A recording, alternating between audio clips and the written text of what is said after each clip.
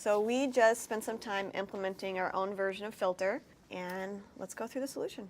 All right, so we are going to write a filter similar to one in Lodash or underscore. So I'm going to set up my underscore. Let me also set up my syntax highlighting. All right, so let me just set this up for us. Filter equals a function, right? And we have an array, and then we have a callback function here. All right, so what's the first thing we need to do? We're going to do some pseudocode, and then I'll write out the code like we did yesterday. What's something that needs to be done? Loop through each item in the array. Cool, we need to loop through the array. Okay. Declare the array to return, maybe? Yeah, so we need to create a new array. Check if the callback returns true. Yeah. Where do we do that? Inside the loop. Instead. Okay. Anything else? If it does return true, you push the item into the array.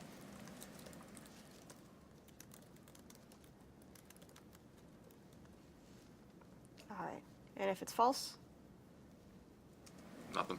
Nothing. We move on with our lives. Awesome. So let's call this storage. We'll initialize that as an empty array. So we can loop through our array. So we can do our for. Let's get fancy. Why are you consting this storage there? I like to const if it's like I const it if it's a non-primitive value, but it really, you know, I don't have really strong opinions about when you should use const versus let in var and stuff like that. I like to use const for sure on functions because you never want to reassign a function, but no one ever does that, so it's like, how important is it? You know, I'm not one of those people who are arguing for something or the other. I'm more of a practical, get it done kind of person. But we do need to do let here because it's going to be reassigned, and it's a primitive value because it's a number. So that's the only thing that really matters in this. And probably if you're going to write library code, you don't want it to be reassigned, so you want to take a lot of measures to prevent people from doing that, like more than probably just assigning it to const. Okay, so we're looping through. We need to check if the callback equals true, like this. To pass the current element. I'll pass that current element, so that's array at I. Why are we using brackets again here? It's a variable. Because I is a variable. All right. Now what? Storage.push.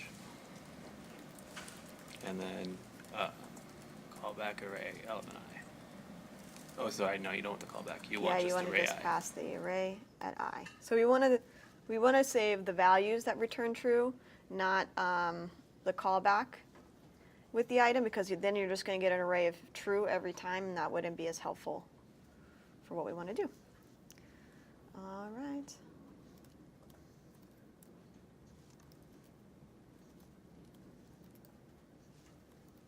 Okay. And we're going to return our array. Return array. How are we doing? Returning storage. Thank you.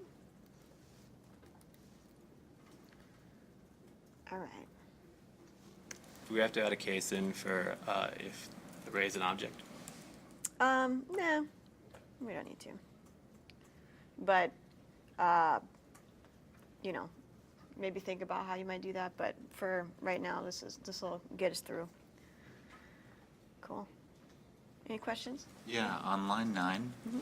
you know, I guess this depends on how you write your callback, but Mhm. I didn't pass the second and third arguments, the I and the array again. Mhm. So is that necessary in some way, or are we getting something else from that? Well, I do that just to make it as generic as possible because we don't know what the callback needs.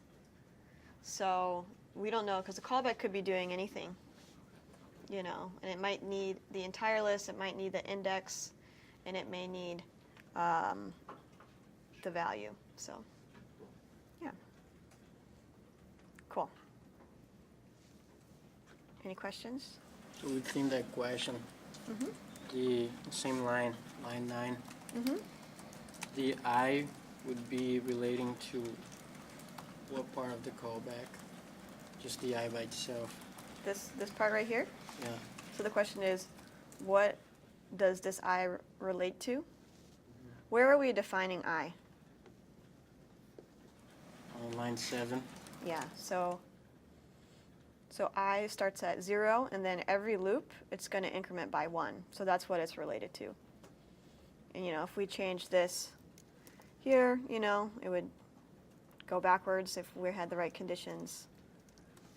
So that's how you define how the value changes every time. So you can really do whatever you want there. You can add 2 if you want. You can double it every time. But typically, we're just going to increment it by 1, and we're going to use arrays. Cool. Good question. Did anyone write this with a each? Yeah? All right, let's redo it with each. Online, there's a question. Oh. Just in the if CB, No, do you you don't. need the equal true? You don't necessarily need to do that. I like to be very explicit. But if you know for sure that this callback is going to return true or something truthy, it will really force it into some Boolean in this if block. But I just put it there to be clear for everyone. Good question, though. All right. So let's do it with each, and we're going to replace our loop. Remember, whenever we have a loop, we can probably use each or map. But definitely each. So, oops, I'm like doing something crazy. So what is the thing that we want to pass, the list? Do you guys remember? The array. The array. And then what is our callback function?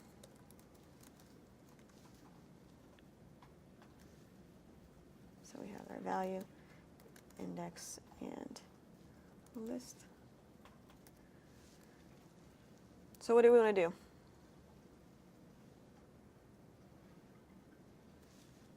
You want to check if the callback is true, right? So really we could just pop this in here and change it a little bit. So if the callback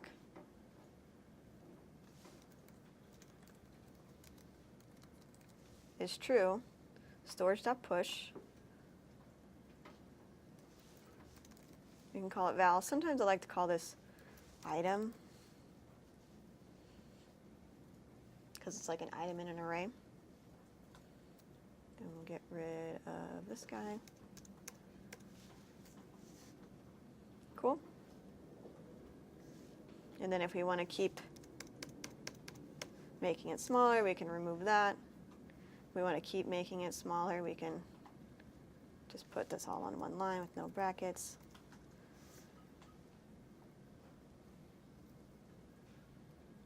There's probably more ways we can shrink this, but we'll stop there.